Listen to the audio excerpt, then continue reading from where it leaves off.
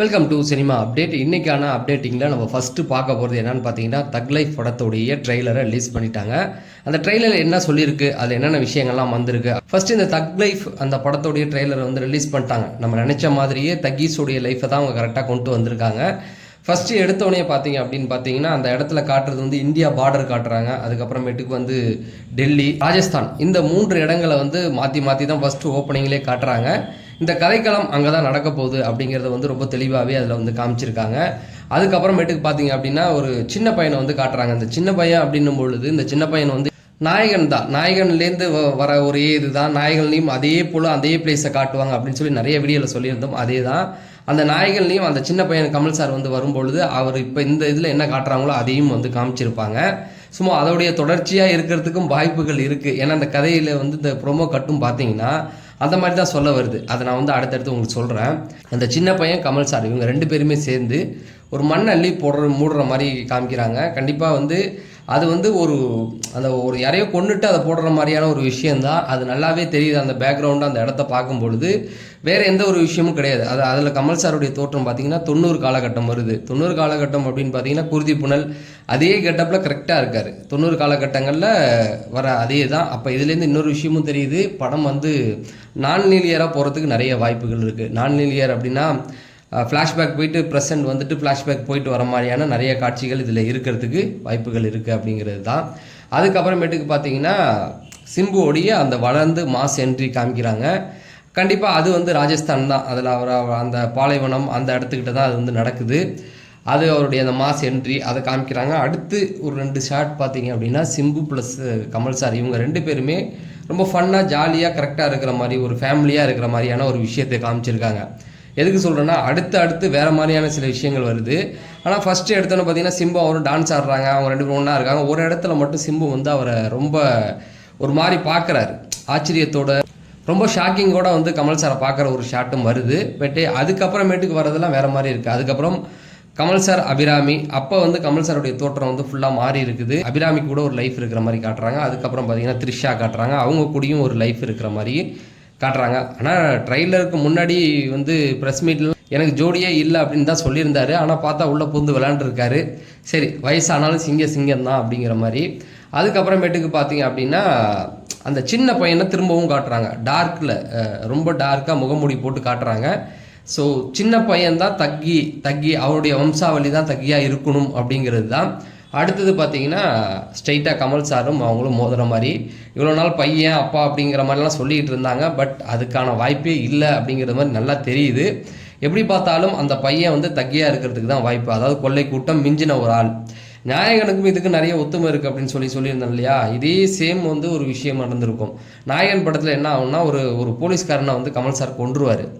அவனுடைய பையனை தான் வந்து அவன் லூஸ் மாதிரி இருப்பான். அவனை எடுத்து ஒரு தத்தெடுத்து வளர்த்துக்கிட்டு இருப்பார். கிளைமேக்ஸில் அவன் தான் வந்து இவரை போட்டு தள்ளுவான்.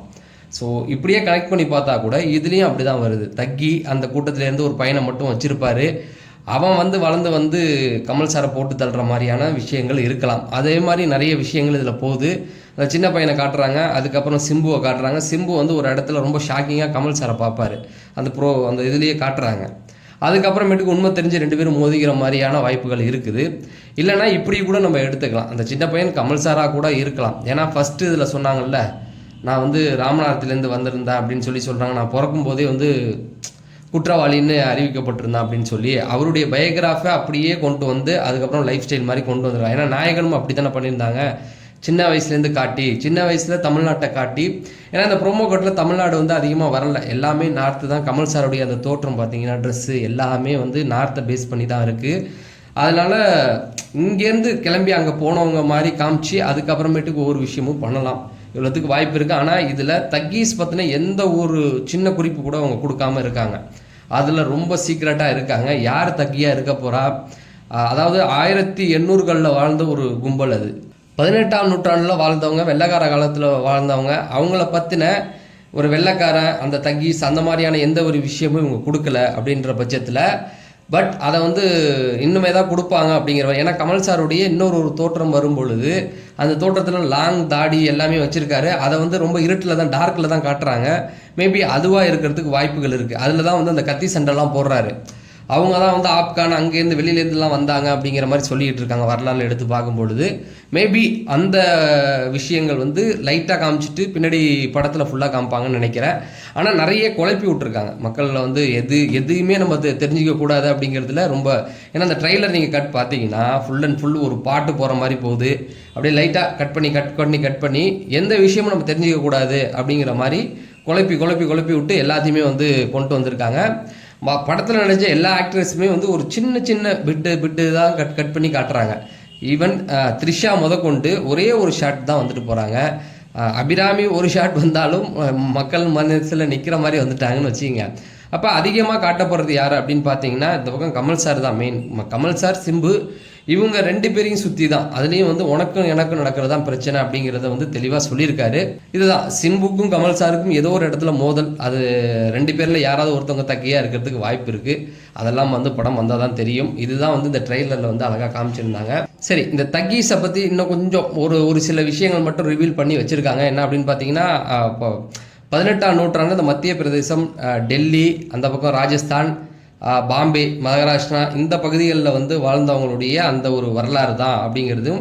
இவங்க வந்து இந்த சாலைகளில் போயிட்டு வரவங்களில், நெடுஞ்சாலைகளில் பயணம் பண்ணுறவங்கள குறி வச்சு அவங்ககிட்டேருந்து வந்து கொள்ளடிக்கிறவங்க, அவங்கள வந்து ஹென்ரி ஸ்லைமன் அப்படிங்கிற ஒரு வெள்ளைக்காரர் தான் வந்து ஒவ்வொன்றா தேடி பிடிச்சி அவங்க எல்லாத்தையுமே வந்து கண்டுபிடிக்கிறாரு. அதாவது 1840களில் அவங்கள வந்து ஃபுல்லாகவே கொண்டுட்டு தான் சொல்கிறாங்க. இதே படத்தை இதில் தக் இந்துஸ்தான் அப்படின்னு சொல்லி அமீர் கான், அமிதாப் பச்சன் வந்து ஹிந்தியில் பண்ணியிருந்தாங்க.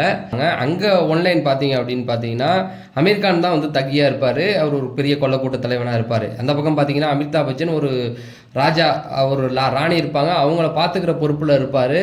அதுக்குள்ளே வெள்ளைக்காரங்க வந்துடுவாங்க. இந்த வெள்ளைக்காரவங்களுக்கும் இந்த ராஜாவுக்கும் போர் நடக்கும். அந்த ராணியை பத்திரமா பார்த்துக்கணும். அந்த பொண்ணு சின்ன பொண்ணாக இருக்கணும், அவங்க வளரணும்.